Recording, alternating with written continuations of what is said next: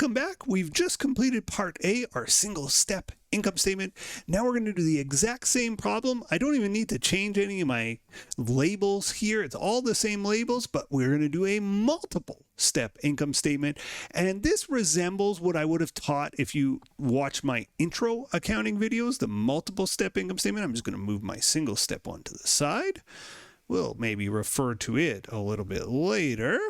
But the multiple step income statement sort of categorizes and has lots more subtotals, right? We're going to say sales minus cost of goods sold equals gross profit minus our operating expenses equals operating income. Then we got other. So it more resembles what I would have taught in an intro accounting class. But again, there's more complications because this is indeed intermediate. Let's get started though with a title. So again, it's the same Salazar Company. We're doing part B now. We're asked to do a multi-step income statement. So name of the company, it's first line of the title, Salazar Company. Name of the financial statement, we are preparing an income statement. Again, could be a statement of operations, could be a P&L, profit and loss statement. We'll call it income statement in our class. And I'm just going to put in brackets multi-step, although that's very obvious when you look at it. So we need the date for the year ended, and then the date for the year ended. And our date here is, of course, December 31st, 2031. Okay, we're going to start with our sales rev net. Now, I mentioned this in the first part of the video. To calculate sales net, it's sales minus discounts minus returns and allowances equals sales net. Some professors will want you to put this calculation right on the income statement. I just want my students to put sales net on the income statement. So that's what I will do here. So my sales net is 581. And again, you might want to be careful about how you format or lay this one out. Sales, now again, this is going back to intro accounting, so if you're feeling shaky, again, I got lots of videos showing you how to prepare an income statement. This would be, if you search my name in merchandiser's income statement, there's free videos on that. Sales minus cost of goods sold equals gross profit. Our COGS here is 221. 581 minus 221 is our gross profit, also called gross margin. What is that, $360,000. Okay, so after gross profit, we list our operating expenses. And for us, the operating expenses are just the selling and administrative expenses. A lot of times you'll get these listed out like, oh, our salespeople's salaries and our, office depreciation or our company president's salary. You have to separate, okay, well, this one's selling and this one is admin. And so you may have to do that. This is a question sort of did it for us in advance and just said selling 20. Selling expense 20,000. Admin expense. What is admin there? Where are you? It's 100. There it is.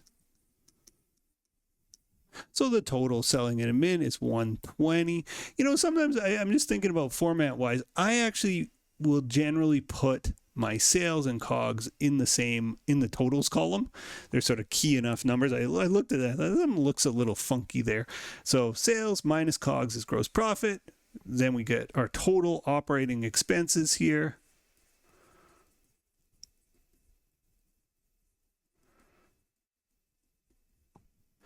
And the next subtotal is our gross profit minus our operating expenses equals, very key number, operating income or income from operations. Operating income. Okay. From there, we got to deal with our others. We'll do other revenues, then we'll do other expenses. What were our non-operating revenues? Well, it's everything that's not sales / net sales stuff. So we've got interest revenue and we got gain on sale.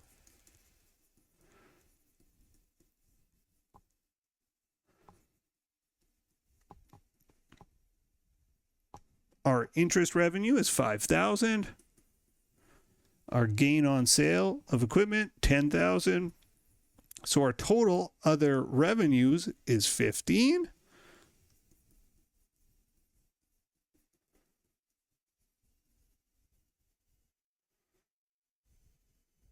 And then there's a subtotal. 240 plus 15 is 255. This subtotal is most often just left blank in questions. I like to write the word subtotal just to indicate this was intentional on my part, this 255. So it's not anything in particular because we're going to take out our other expenses now. The subtotal is just to help me with formatting and calculations, really. So I leave it in there just to help me and my students calculate things more easily. Other expenses, interest, and the loss on the flood. So I got interest expense and loss on flood. Now, how do I know it's other? Well, it's not part of the day-to-day business. That's what sort of classifies this as other. Interest is our debt repayment. That's not part of the day-to-day running of the business. And loss on a flood is not a regular event. So those two things sort of get separated out here, 20 and 125. So that's 145,000 of total other expenses. And now we're going to deduct that. 255 minus 145 is 110,000. You'll notice there are no brackets appearing on this statement, right? A lot of students, a lot of times they want to put brackets. They're eager to put brackets. At least if you're formatting it with me, don't put brackets on that income statement. Okay, what is this subtotal called? This is our income before tax. And this is where from here down, our income statement is the same as the single step that we just did. We take our income tax, which is taxed at a rate of 20%. So we just take 20% of our income before tax, which is going to be $22,000, 110 times 20%. And that brings us down to our net income, our bottom line, our profit. Was this company profitable? You bet.